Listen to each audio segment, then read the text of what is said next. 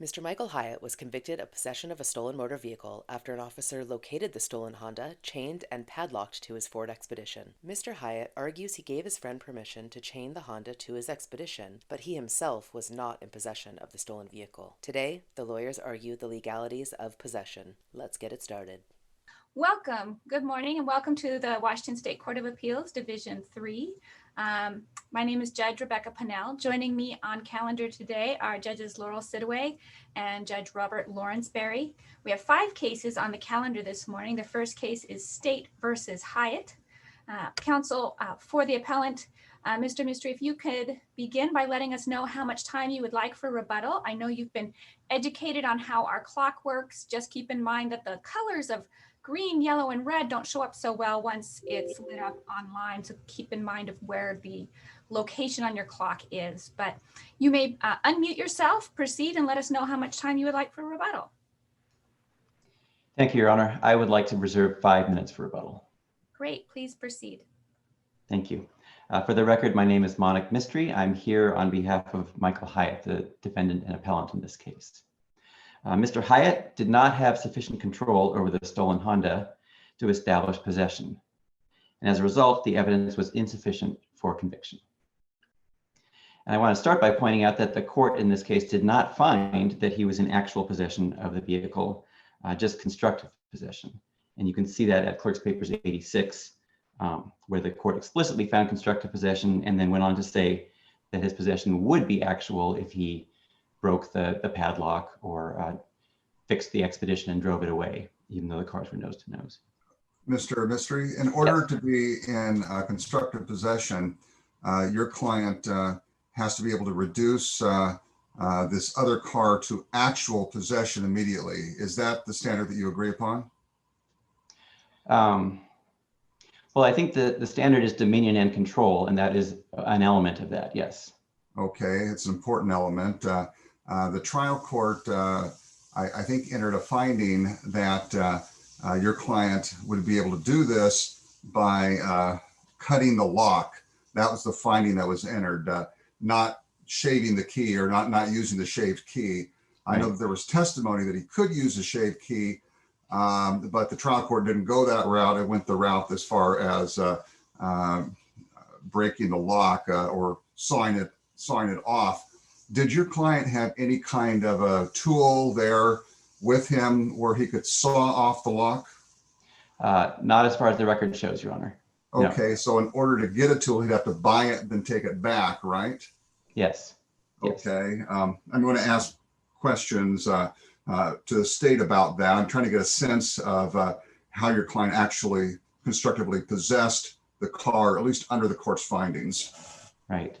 And the other thing I would point out on that point is in the Davis case, Justice Stevens, writing for the majority, said, it pointed out that the lead opinion in Davis, and I'm quoting here, reasons that because the defendants could have taken further actions as to the gun in that case, they therefore had actual control.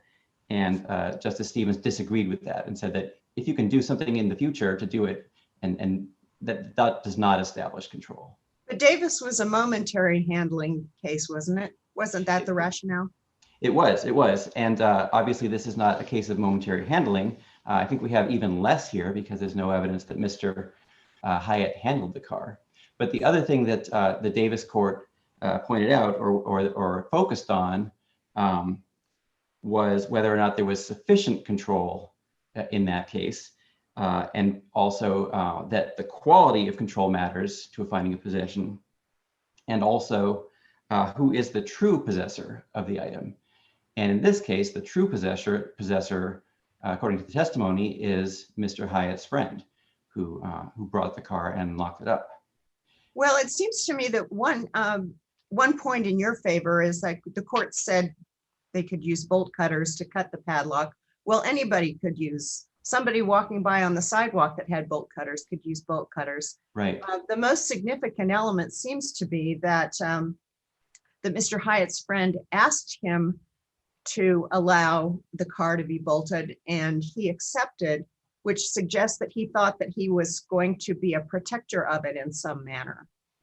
I don't think the record shows that. And I guess what I think is significant here is that we're talking here about members of the homeless community who, either take all their stuff with them when they go somewhere, or they ask a friend to watch over it, or in this case, lock it to the friend's possession, the Ford Expedition. So I would not say that Mr. Hiatt was charged with watching over it, rather that his property, that it was tied to his property by the chain, and that only using a bolt cutter could free it and allow someone to use it. The court also found that he could repair his Ford Expedition and drive away with the car attached to the nose, apparently. But I think that would be even more attenuated than going and getting bolt cutters.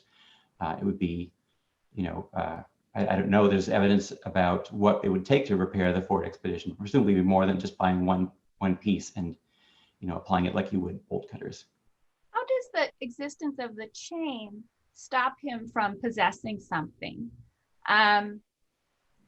If I had an art installation, well, I actually, I have like a piece of artwork at my house, and I have it bolted to a cement pad in my front yard. I possess that. I can't remove it, but I possess it, Mm-hmm. and I want it permanently affixed so that someone else can't run off with it. So how is the fact that it's physically attached deprive him of possession?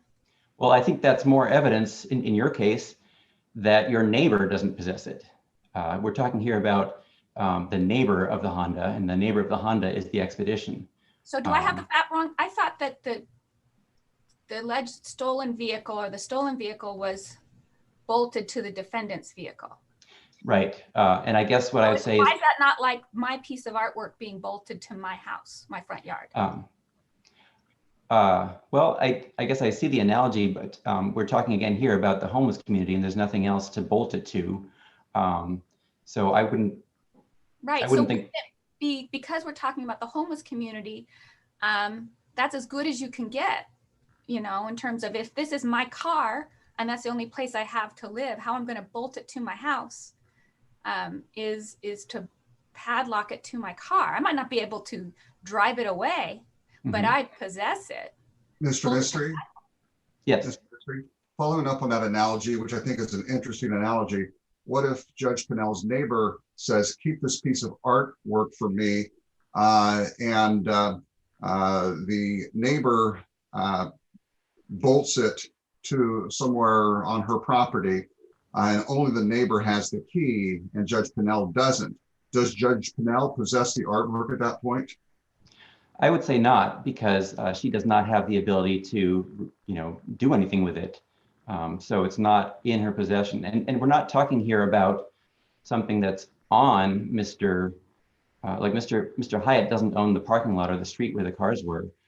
So it's not like it's on his property. It's bolted to his property, but it's not on his property. So I think it's more analogous if the neighbor left the sculpture in their own yard or on the street and bolted it to Judge Pennell's fence or something like that. So I think that's the more accurate analogy. Or could it be that just both possess it, and that you've got more than one person constructively possessing something? Well, except for in Davis, the question turned in part on who was the true possessor. And in that case, it's the Maurice Clemens case. He comes to the house with a stolen gun. He tells them he's got a stolen gun. He comes inside. I think one of the two defendants put the stolen gun in a bag, and the other defendant handed it to him. So they both had actual possession for a moment, but the Davis court, Justice Stevenson's writing for the majority, said that part of the question was who is the true possessor, which he announced to the owner. Mr. Mistry, taking the analogy again, which I think is a good analogy, if the sculpture is chained to the fence, regardless of whose side of the fence it's on, but there's only one person with a key to the padlock, and that's the neighbor, can Judge Pennell reduce the sculpture immediately to her actual possession if she doesn't have the key? No, I mean, it's the same situation where she'd have to go and get bolt cutters and bring them to to the chain and cut the bolt and then reduce it to actual possession. So all of these analogies are suggesting one to me. What about a restaurant that puts a bike rack out in front of the restaurant and people lock their bikes to the bike rack? Does the restaurant owner possess the bikes? Yeah, I would say no. And I think that is analogous to this situation. The bike rack, it's presumably near the restaurant or on the restaurant's property, but that doesn't put them in possession of the bike when it's locked there, because they don't have the ability to unlock it or immediately cut the chain and take the bike. So I think that is analogous. Although is there a difference between possession and ownership?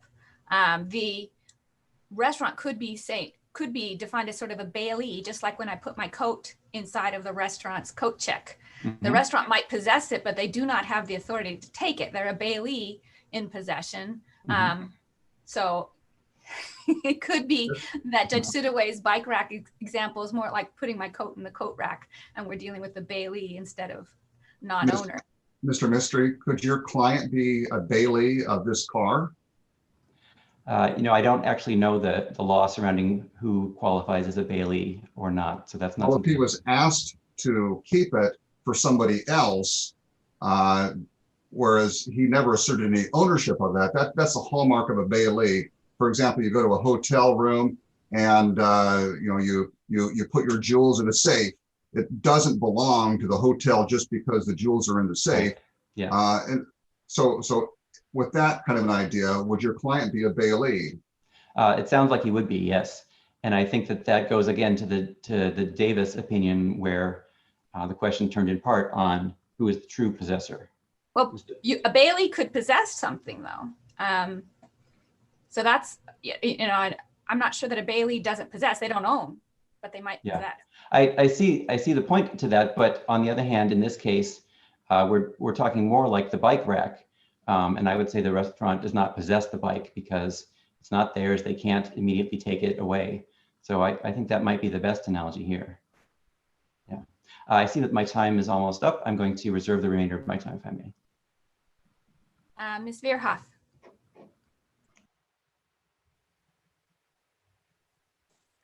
Thank you, Your Honor. May it please the court. I am Gretchen Verhoedf, and I represent the state of Washington in this matter. I think Your Honor's questions regarding chaining a bicycle or another article to someone else's property are spot on in this case. And the crux of that really is about, did the person who owned the property to which the bicycle was chained accept the property? Is there some sort of voluntary taking of that property such that there is a bailor type relationship that is established? And so under some circumstances, like perhaps the bike rack that is on the street, where there's the property owner has no knowledge of who's leaving their bikes there at any given time, maybe that doesn't suffice for a possession type, as far as the statute goes. But the situation here that we have is unknown friend has asked Mr. Hiatt to chain his stolen property to Mr. Hiatt's car, and Mr. Hiatt accepted that request and allowed it to happen. And in doing so, he did form a bailor-bailee relationship, and he did possess it. Ms. Verhoedf? Yes, sir. Let's say that my neighbor feels uncomfortable with his car in his driveway and thinks that my driveway is a lot more secure. So he asks if he could park his car in my driveway. And I say, sure, but my neighbor retains the key and I've got no way to unlock it or to drive it away. Do I possess my neighbor's car because it's on my driveway? Well, you possess it in that it is on your property. But I've got no ability to make actual immediate use of it. It would be more of a constructive possession. You could conceivably get the key from the neighbor. You could have it towed off of your property. So you would have some ability to have it moved, regardless of not having the key. Just like Mr. Hiatt would have an ability to either cut the chain or use the shaved key that was there. Let's make it harder for me to move it. Let's put a chain around the car and a tree. And I've permitted the chain to go around the tree in my yard. Do I possess it? I guess I could hire somebody. I don't have bolt cutters. I'd have to go to a store and get bolt cutters. Do I possess it at that point? It's on your property, Your Honor. Yes, you possess it. Yeah, I don't know. Just because it's on my property, I don't know. That's a question. You have accepted that item to be placed onto your property. And so to that extent, yes, you do possess it. You don't have the entire bundle of sticks. You don't have, but you have knowingly accepted that property to be placed onto your property. But in Mr. Hiatt's case, it wasn't on his property. No, he doesn't have property of his own. It was tethered to his property. So, you know, if we had a world in which you could have a fence that was not affixed to anybody's real property, but it's still somebody's fence, and you chain a bicycle to it, then that person possesses it, as long as they know that it's there and they willingly accepted that property to be chained to their own property. Ms. Verhoedf, another question I have is, we're assuming you don't possess something unless you have the ability to put this object to its best use, meaning drive away in the vehicle. Here, we're dealing with a person living in a car. The windows of the Honda were broken. So did Mr. Hiatt have the ability to also live in the Honda just as much as he had ability to live in his Explorer? He could have, you know, and that sort of makes me think of DUI law. When we talk about being in actual physical control, you don't necessarily have to have the ability to move the car to have actual physical control of a motor vehicle and be convicted of physical control while under the influence of alcohol. So I don't think that the amount of control that a person must have in order to possess an item within the meaning of our possession of stolen property statute has to be the entire bundle of sticks as far as ownership or ability to move the item. Well, quite frankly, given that the Explorer didn't work, from my understanding, the Honda was just as much of a readily accessible home to him as the Ford Explorer was. Yes. Both could provide him, he had immediate access, equal immediate access to both, equal immediate access to use either one as a home. Neither one could be used as a vehicle immediately. But I don't know that the fact that he couldn't immediately use it as a vehicle, but could immediately use it as a home, which is his chosen use anyway, why that means he didn't possess it. Well, was there any evidence, though, that he did more than just agree to let it be chained to his car?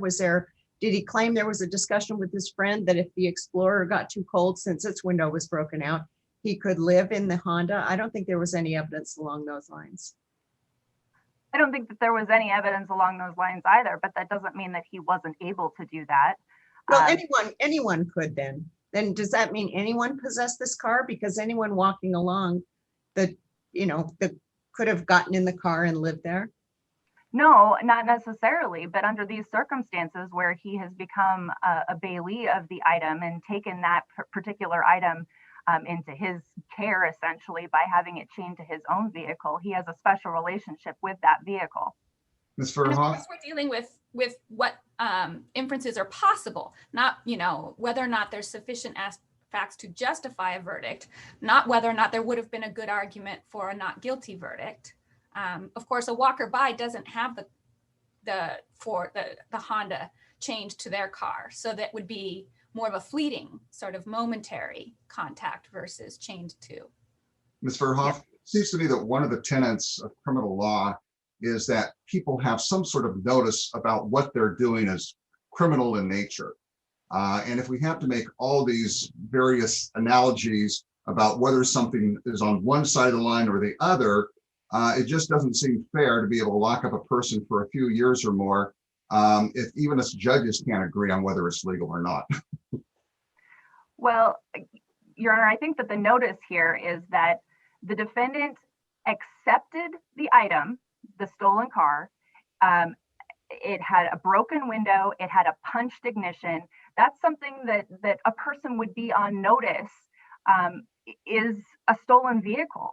And so, under these circumstances, perhaps if you had a situation where the vehicle appeared in pristine condition, there was no evidence that the vehicle could have been stolen, maybe you'd have something different. But here you have a situation where this person willingly accepted an item that appeared to all outward appearances to be stolen.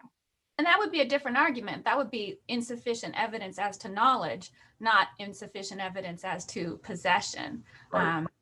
So we have cases all the time where someone takes possession of property that they pretty darn well know is hot, based on the way it looks. So here the knowledge seems to be pretty clear that a person would be on knowledge this was stolen. And I agree with you, Your Honor, but it's also knowing possession. The person has to know that they have possession of the item. And so Mr. Hiatt did take knowing possession of this item by allowing it to be chained to his own vehicle. Yeah, I suppose if he wasn't changed to the vehicle, if said, I could just park my car next to yours and you'll kind of watch it for me, I think that would be a much different circumstance, because you would think, I'm not possessing it. I just said that I'd watch it to the extent that I'm around. But once you chain it to your vehicle, you're taking a lot more responsibility for it.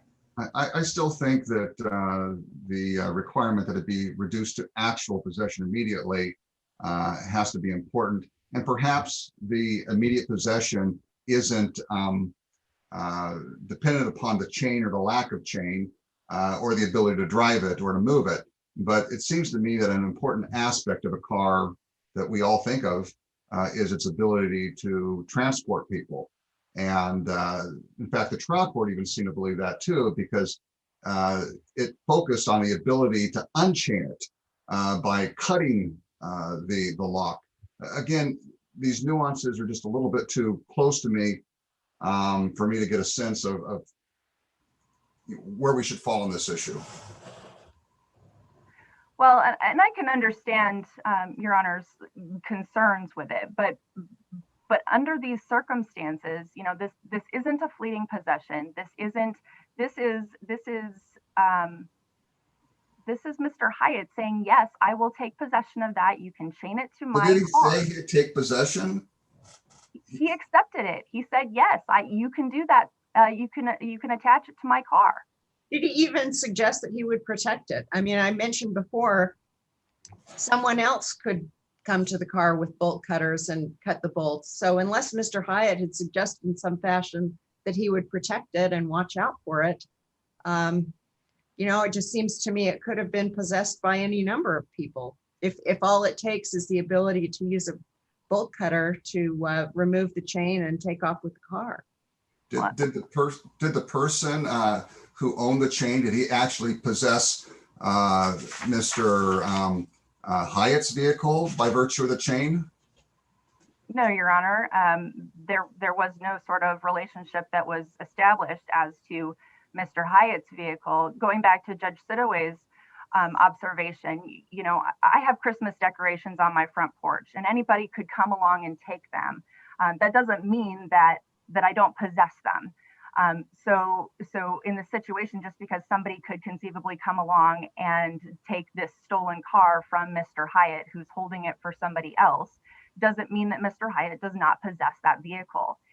He has accepted responsibility by allowing it to be chained to his own vehicle. Well, I'm not sure that he has. I guess that's where I think maybe you're overstating the quality of the evidence. I'm not sure he has accepted responsibility by saying, yes, you can chain it onto my car. But is that a reasonable inference for purposes of our review on appeal? Is it reasonable that when he undisputedly allows someone to chain something to his car, that one can infer that he's saying, I will also, protect it against other people trying to take it. I understand there might not be explicit evidence one way or the other. I don't think that we have to accept Mr. Hiatt's explanation as true and require the state to prove beyond a reasonable doubt that everything he said wasn't true. I think there's a lot of facts here that suggest that perhaps his credibility could be questioned, and there might be reason to make inferences based on the physical facts. This is a bench trial, so I don't know, was that inference drawn by the court in her findings? Well, Your Honor, the court did conclude that he had allowed his friend to chain the Honda to his Ford Expedition. So, you know, under the statute, again, possessing means to knowingly receive, retain, possess, conceal, or dispose of stolen property. Under the statute, he received and retained it when it was chained to his own vehicle. Does the court have any other questions for me? Is it possible that under that statute, received and retained is more broad than our usual concept of possession? Well, they're all means of possession. So if someone receives something, they possess it. So under the statute, when Mr. Hiatt received the item and had it chained to his own vehicle, he received it and therefore he possessed it. And that's what the court found. He said the court found that Mr. Hiatt knowingly received, retained, or possessed a stolen motor vehicle when he allowed his friend to chain the Honda Accord to his Ford Expedition. That's on page 86 of the clerk's papers. But that seemed to be a bit of a circular argument, to me at least, that he received or retained, because again, we look at what needs to be established to show possession, and it obviously received and retained is something about it. If he had the key to the other vehicle, clearly he received and retained it. And if he had the key to the lock, he clearly received and retained it. But just what quality of receipt and retain did he have if he has no ability to actually use a vehicle for the purpose that typically is used? Well, and Your Honor, I would point to the fact that he did have shaved keys. We don't know what was in his own vehicle. There was no search warrant that was executed. He could have had bolt cutters for all we know. So I don't think it's unreasonable under these circumstances for the trial court to have found that he did possess this vehicle. But the trial court didn't base that finding on the shaved key. The trial court based that finding on driving away or using bolt cutters. Well, Your Honor, in order to drive it away, one would need some sort of implement to do that. And we have a punched ignition in the vehicle and shaved keys in the defendant's pocket. Oh, I thought you were referring to the shaved key being used to unlock the padlock.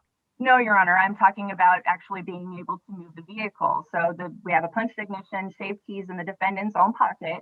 And again, I don't know about bolt cutters, but he does have an implement for actually moving the vehicle were it to be able to be untethered from his own.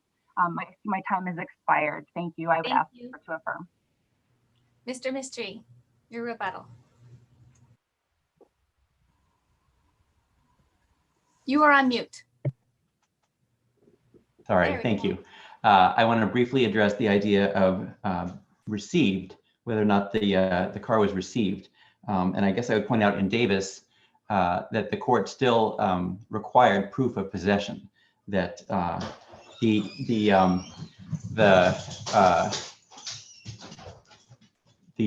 defendant in that case, received the gun in that he took it and put it in the bag, and the other defendant took the bag and put it gave it to Mr. Clemens. And you could also say that they received the gun when Clemens brought it into the house. But the Davis court decided that that was not enough for possession. With regard to the court's findings, the court did not find that Mr. Hiatt accepted the car. The court found that he allowed his friend to chain it to the car. And that's finding number 16 on Clerk's Papers 84.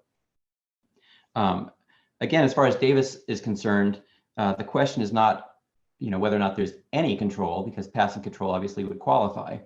But the question is there sufficient control, and what is the quality of control, and who is the true possessor, which the court acknowledged, made an analogy to being the owner. So in this case, Mr. Hiatt is not the true possessor. He is just a person who allowed his friend to chain it to his car, just like a neighbor might allow their neighbor to chain their car to their property.